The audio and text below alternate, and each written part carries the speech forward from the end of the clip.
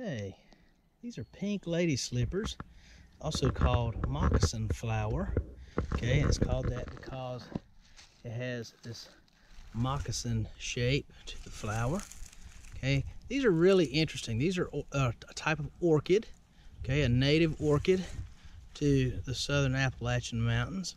And most of the time where you find these growing would be in usually kind of dry woods, piney woods. We'd have a lot of Virginia pine or a lot of white pine. White pine really seems to be an area where these will often be found. Sometimes it'll be surrounded by mountain laurel, and you'll have some occasional poplar and white oak in the forest as well. But these are really neat. And if you remember when we were talking about some of the azaleas and rhododendrons, we talked about the nectar guides that those plants have. And if we look at lady slipper, okay, pink lady slipper in particular, you can actually look real close at the flowers.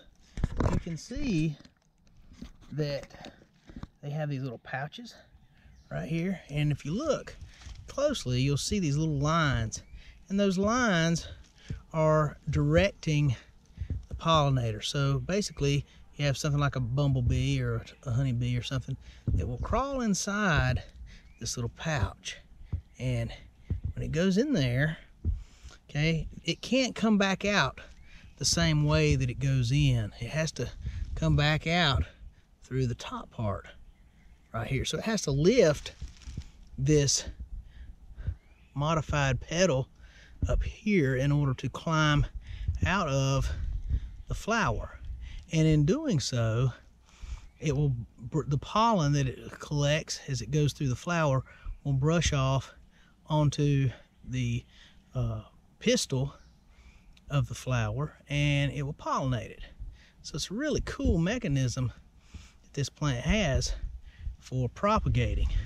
But you see, anytime you see these leaves like this, it's always a good possibility that it's lady slipper. And when you see these out in the wild, do not try to pick them, okay, because they will not live most of the time. If you if you dig them up, try to plant them in your yard, most likely it's going to die, because these have a very specific association with the soil. They have something called mycorrhizal fungi, which are attached to their roots, and those mycorrhizae, what they do is they help extract water from the soil and help with the watering system of the plant. And then the plant provides food as it photosynthesizes. So they have this really cool symbiotic relationship. And a lot of species in the southern Appalachian forest have this kind of relationship.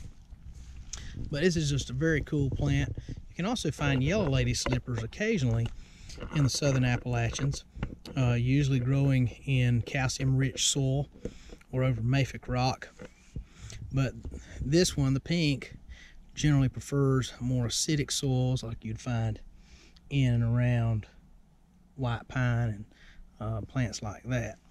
But they're very cool. They're not very common. They're not considered endangered, okay, or necessarily rare, but they're generally not found in high frequencies, and they've been exploited. People dig them up because they think they're pretty, and then come to find out that they've made a mistake when they do that, because they generally won't live after they're picked like that. So just be cautious when you see them. But it's always cool to get a good close-up look at them.